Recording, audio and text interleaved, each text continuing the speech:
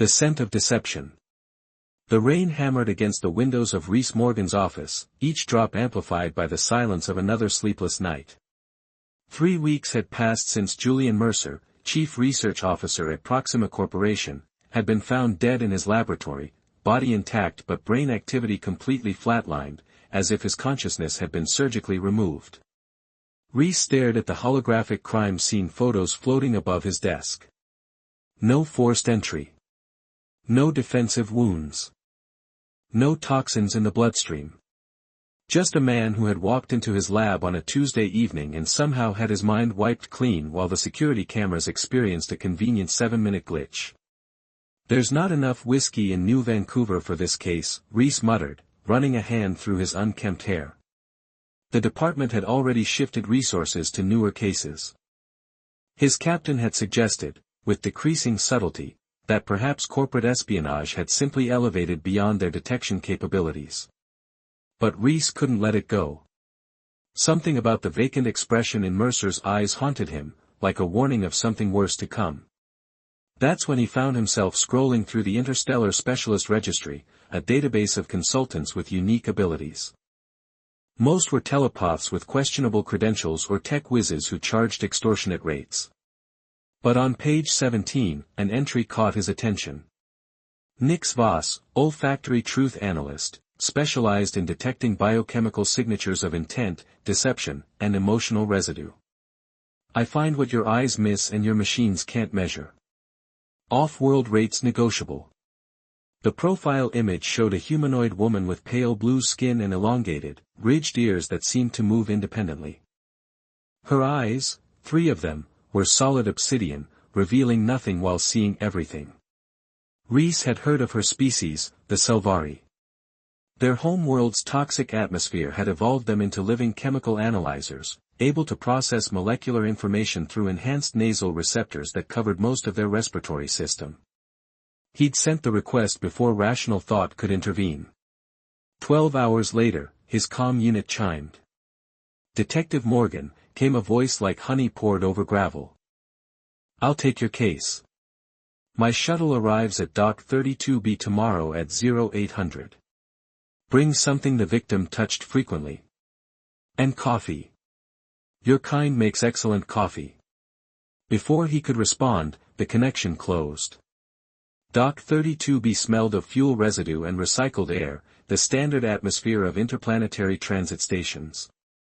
Rhys clutched a sealed evidence bag containing Mercer's personal stylus and a cup of premium Ecuadorian dark roast. He'd gone to 3 different cafes before finding one that didn't use synthetic beans. The shuttle doors parted with a pneumatic hiss, releasing a cloud of oxygen mixture adjusted for Selvari biology. A figure emerged through the mist, moving with the fluid grace of someone perfectly comfortable in their own skin. Nix Voss stood nearly 7 feet tall, her body wrapped in a bodysuit made of what appeared to be constantly shifting material. Up close, Rhys could see that her elongated ears contained additional breathing apertures, constantly sampling the air. "Detective Morgan," she said, her third eye, centered in her forehead, remaining closed while the other 2 assessed him. Eureka frustration, exhaustion, and... She inhaled deeply, divorce proceedings. Recent? Rhys stiffened. 8 months ago. Is this relevant? Everything about you is relevant if we're working together. Your emotional state affects your perceptions. She plucked the coffee from his hand and sipped it without breaking eye contact. Acceptable. Now, show me where death left its signature. The laboratory had been sealed since the incident, preserved exactly as they'd found it. Rhys used his clearance to bypass the security systems, watching as Nick stepped inside and immediately closed her primary eyes. Her third eye opened, revealing a pupil that expanded until only a thin ring of black remained around Violet. "Don't speak," she whispered, her ears extending fully like satellite dishes. "Sent memory degrades with new input." She moved through the room in an elaborate dance, occasionally dropping to all fours to sample the air closer to the ground. Her nostrils flared wide, and occasionally her tongue, forked at the end, darted out to taste the atmosphere. After 20 minutes of this, Reese began to wonder if he'd made a terrible mistake. There were 3 people in this room, Nix finally announced, rising to her full height. The victim, whose fear response activated approximately 18 minutes before death. A second individual whose biochemical signature is unusual. Synthetic components masking natural identifiers. And the third? Reese asked, pulling out his notepad. The third never physically entered. Her ears twitched. But their signature is present in particulate form. Molecular manipulation. Someone released a targeted compound into this room's ventilation system. Reese frowned. You're saying someone gassed him? Not exactly. This wasn't designed to kill, at least not immediately. She moved to the ventilation panel, running long fingers along its edge. This compound was designed to increase susceptibility. To make him receptive. To what? To suggestion. To invasion. She turned, all 3 eyes now open and focused on him.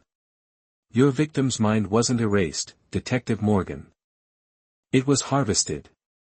The next 12 hours became a blur of locations connected only by the invisible thread that Nix followed with unwavering confidence. From the laboratory, they tracked particulate residue to a shipping facility where, according to Nix, the same synthetic biochemical signature had lingered around a particular loading dock. Whoever designed this compound has an intimate understanding of neurochemistry, she explained as they sifted through shipping manifests. It targets the amygdala and hippocampus simultaneously, emotional response and memory formation. The perfect combination to create a suggestible subject. Reese located a shipment that had departed the day after Mercer's death, registered to a company he didn't recognize, Mnemosyne Research Group. Memory, he muttered. Named after the Greek goddess of memory. Nix's ears perked up. How poetic. And how lacking in subtlety. They traced the shipment to an unmarked warehouse in the industrial district, a concrete monolith amid factories and processing plants. As they approached, Nix suddenly grabbed Reese's arm, her grip painfully tight. Stop, she hissed. The air here, it's wrong. Wrong how? It's filled with emotional markers. Desperation. Terror. Her third eye dilated completely. And triumph. Someone is very pleased with themselves. They circled the building cautiously, finding a service entrance with a standard electronic lock. Reese prepared to bypass it, but Nix simply pressed her palm against the panel and closed her eyes. After a moment, the lock disengaged. Biochemical residue on the keypad, she explained. I can replicate the combination of salts and oils left behind. Inside, they found an abandoned laboratory that reminded Reese of medical facilities he'd seen during the war, clean, efficient, and utterly devoid of comfort. The center of the room was dominated by 2 reclining chairs, facing each other like opposing chess players, connected by a complex apparatus of wires and tubes. What is this place? Reese whispered, weapon drawn. Nix moved to one of the chairs, running her fingers along its surface and then bringing them to her nose. This is where they transfer consciousness, she said softly. One mind into another body. Your victim wasn't just murdered, detective. He was relocated. Reese felt his stomach tighten. You're saying someone stole his body? Not his body. His mind. His memories. His identity. Nix moved to a computer terminal, activating it with practiced efficiency. And according to these records, Julian Mercer was just a prototype. They're planning something much larger. The screen displayed a list of names, prominent scientists, government officials, even a few celebrities, all marked with status indicators. Mercer's name was the only one marked complete. They're targeting individuals with access, Reese realized. Creating perfect infiltrators who have all the memories and mannerisms of the original. And no one would know the difference, Nix agreed. Not without someone who could smell the synthetic compounds they give off. A sound at the entrance made them both freeze. Nix's ears swiveled toward the noise, and her expression darkened. "We need to leave. Now." Her voice had dropped to barely a whisper. "There are 4 individuals approaching, and one of them smells exactly like Julian Mercer, but wrong. Synthetic. They found us," Reese said, reaching for his weapon. "No," Nix corrected, pulling him toward a rear exit. "They found their next specimen. And I believe that would be you, Detective." As they slipped into the shadows, Reese caught a glimpse of the man entering the laboratory, Julian Mercer, supposedly 3 weeks dead, walking and smiling as if nothing had happened, except for the emptiness behind his eyes that only someone looking for it would notice. And behind him, 3 more figures, carrying what looked like medical equipment designed for a very specific extraction. Fragments of truth. "Don't breathe through your nose," Nix instructed as they hurried through the maintenance tunnels beneath the warehouse. Her elongated ears were pulled flat against her head, a defensive posture Reese had not seen before. "The air is saturated with trace compounds designed to make you compliant." Reese pulled his jacket collar over his mouth and nose, following the tall Selvari through the labyrinth of pipes and conduits. The distant sound of pursuit echoed behind them, methodical and unhurried, the confidence of predators who knew their prey had nowhere to go. "What happened back there?" Reese asked when they finally emerged through a drainage outlet half a kilometer away. "How can Mercer be walking around?" "That wasn't Mercer," Nix said, her third eye scanning the skyline for surveillance drones. "That was someone else wearing his memories, his mannerisms, his identity. A perfect copy in every way except the biochemical signature." They found temporary shelter in an abandoned maglev maintenance shed. As night fell over New Vancouver, Reese watched Nix extract a small device from her bodysuit, a crystalline sphere that pulsed with soft light when she handled it. "I collected a sample from the laboratory," she explained, placing the sphere on the ground between them. "This will allow me to analyze it more thoroughly."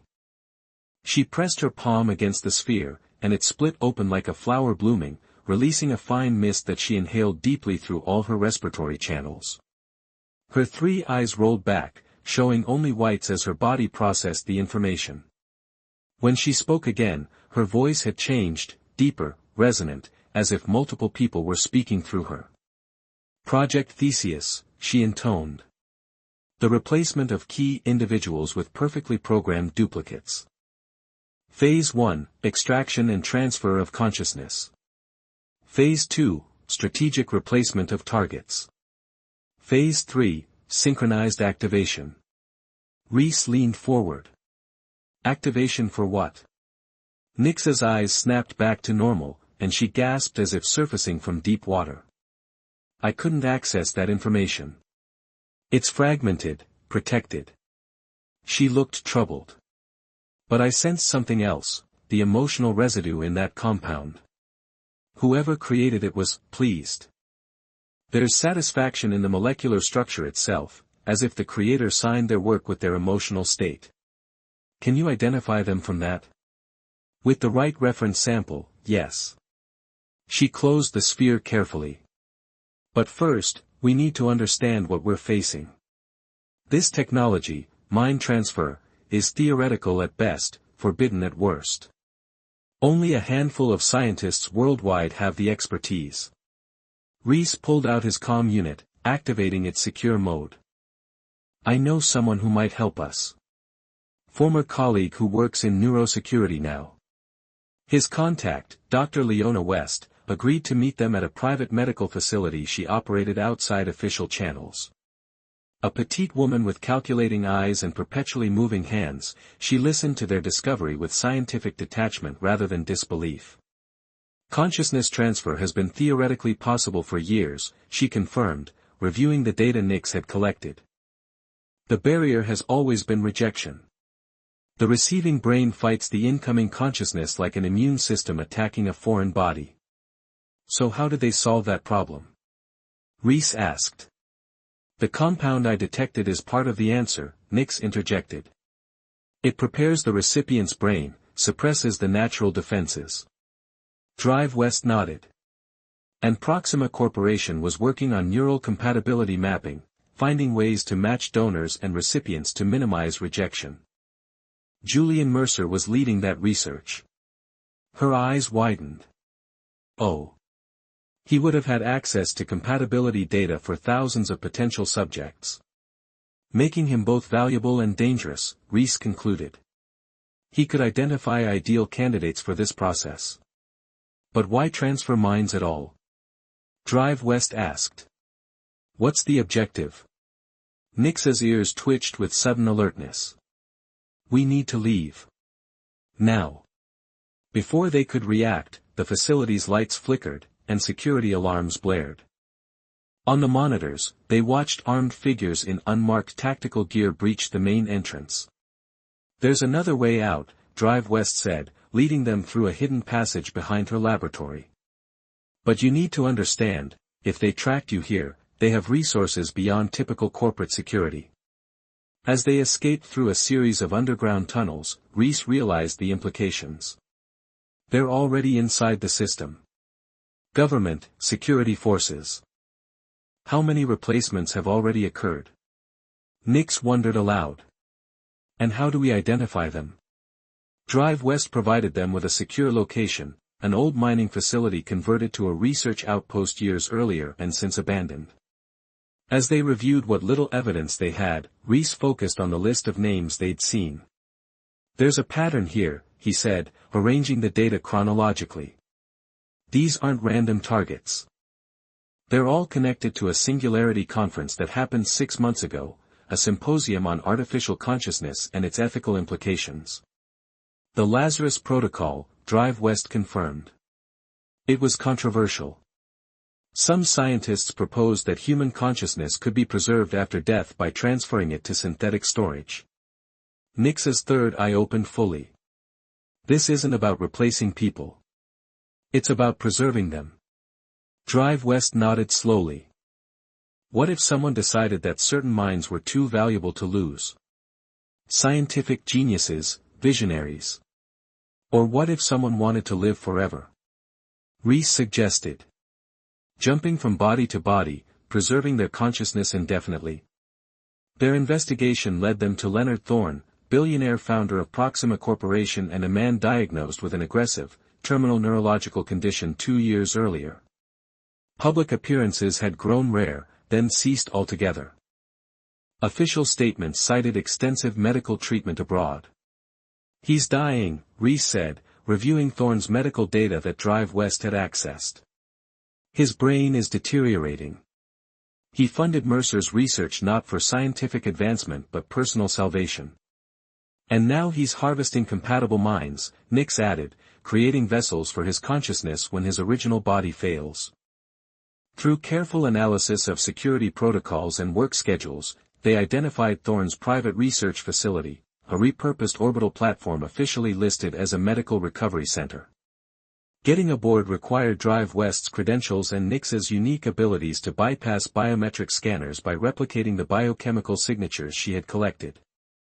The facility was pristine, sterile, with the hushed atmosphere of a temple rather than a laboratory. They moved carefully through its corridors, avoiding the minimal security present. He's confident, Nix whispered, her ears fully extended. The air here carries no anxiety, only anticipation. They found Leonard Thorne in a chamber at the heart of the facility, his withered body suspended in a medical pod while technicians prepared what appeared to be a younger, perfect version of himself on an adjacent platform. A clone, Drive West breathed. He's not just stealing minds, he's growing custom bodies. We need to stop the transfer, Reese said, drawing his weapon. But before they could act, alarms blared. Security doors sealed around them, and gas began pouring from hidden vents. Don't breathe it. Nix warned, but too late. Reese felt his limbs growing heavy, his thoughts clouding. The last thing he saw before consciousness faded was Leonard Thorne's eyes opening, ancient eyes in a dying body, looking at him with clinical interest. Reese awoke strapped to a chair, facing the man he'd come to stop. Leonard Thorne looked fragile in his medical support chair, but his eyes burned with intensity. Detective Morgan, Thorn said, his voice surprisingly strong. Your neural compatibility is remarkable. Almost as perfect a match as Mercer was. Where are my friends? Reese demanded. The doctor is unharmed. Her expertise may prove useful. Thorn gestured dismissively. The alien, however. Her physiology is incompatible with our process. Regrettable, but necessary sacrifices must be made. You're stealing people's lives, Reese said, struggling against his restraints. I'm preserving what matters, Thorn corrected. The mind is all that truly exists. Bodies are merely vessels, detective. Mine is failing, but my work, my vision, cannot end.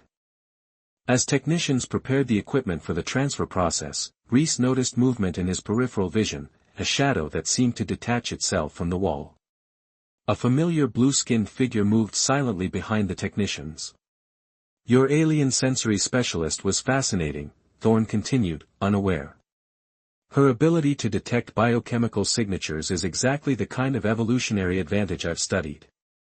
Perhaps in time, we can incorporate such abilities into future vessels. You killed Mercer, Reese said, keeping Thorn's attention focused. Your own chief researcher. Mercer volunteered, Thorn said with a thin smile. He believed he was advancing science, preserving his consciousness while testing the transfer protocol. He simply didn't understand that the transfer would be one way, with me as the beneficiary. And how many others have you sacrificed? Sacrifice implies waste. Nothing is wasted, detective. Their memories, their knowledge, it all serves the greater purpose. As Thorn spoke, Nyx had positioned herself behind the main control console. Her third eye was fully open, glowing faintly as she communicated silently with Drive West, who was working at another terminal under guard. And what exactly is that purpose? Reese asked, sensing that Thorn wanted to explain, to be understood. Continuity, Thorn said with religious fervor. The greatest minds preserved, transferring from vessel to vessel as needed. Death becomes merely an inconvenience, not an end. Imagine Einstein, Newton, Da Vinci, all continuing their work for centuries instead of decades. With you as their curator, Reese said bitterly. Deciding who lives and who dies. Someone must guide humanity's evolution. Thorn nodded to the technicians. Begin the transfer sequence. Machinery hummed to life around them. Reese felt an uncomfortable pressure building in his skull, as if something was trying to push its way in. That's when Nyx made her move. She released a vial of concentrated compound into the air circulation system, a modified version of Thorn's own formula that she had synthesized using her body's natural chemistry. As it dispersed, every person in the room except Nyx began experiencing the same sensations, disorientation, hypersensitivity, and most importantly, biochemical transparency. What is happening? Thorn demanded as alarms blared throughout the facility. Nyx stepped forward, all three eyes focused on Thorn. I've released a compound that neutralizes synthetic biochemical signatures. Your technicians, all duplicates, are experiencing neural rejection as we speak. Around the room, several staff members had collapsed, their bodies convulsing as the carefully balanced biochemistry maintaining their stolen consciousnesses destabilized. Thorn's expression shifted from confusion to rage. Security protocols Omega. Contain them. But the remaining guards were affected as well, their movements uncoordinated as they struggled with conflicting neural patterns. Drive West freed herself in the confusion and released Reese from his restraints. The compound affects anyone with a transferred consciousness, she explained. Their neural patterns are destabilizing. Thorn tried to escape in his medical chair, but Nyx moved with inhuman speed to block his path. I can smell the truth now, she said, looming over him. Your original body died months ago. This withered form is just another vessel, maintained to perpetuate your deception. How many transfers have you already performed, Leonard? How many lives have you stolen? Thorn's face contorted with hatred. You cannot stop evolution, alien. This is merely a setback. No, Reese said, standing beside Nix. This is justice. As Thorne's consciousness began to fracture under the influence of Nix's compound, they secured the facility and transmitted evidence of Proxima Corporation's illegal experiments to global authorities. Emergency teams arrived to handle the victims, both those whose minds had been stolen and those whose bodies had been occupied without consent. 3 days later, Reese sat across from Nix at a quiet cafe overlooking the bay. The Selvari was preparing to depart on the evening shuttle, her contract fulfilled. The authorities have identified 17 victims of consciousness transfer, Reese reported. Recovery protocols are being developed for those whose original bodies are still viable. And those whose bodies have been destroyed? Nix asked. Reese shook his head. That's the challenge Drive West is working on now. Their consciousnesses exist in a kind of storage, not fully alive, but not gone either. A technological limbo, Nix mused, her ears twitching thoughtfully. Your species has such complicated relationships with mortality. Says the alien who can smell emotions. She smiled, all 3 eyes crinkling at the corners. Emotions are simple, detective. It's what you do with them that creates complexity. As sunset painted the sky in shades of amber and violet, Reese watched the interstellar shuttle prepare for departure. Will you return to your world now? Not immediately, Nix said, standing with fluid grace. Your planet has interesting scents I haven't fully categorized yet. And there are other cases where my abilities might prove useful. Reese smiled. Are you saying you might be available for future consultations? I'm saying truth has a particular fragrance, detective, she replied, her third eye fixing him with an inscrutable gaze. And in my experience, it's always in short supply across the universe. Until our paths cross again. She walked away toward the boarding platform, a striking figure against the darkening sky, a reminder that sometimes the truth lies not in what we see or hear, but in the invisible currents that flow between perception and reality, detectable only by those with senses attuned to the unspoken.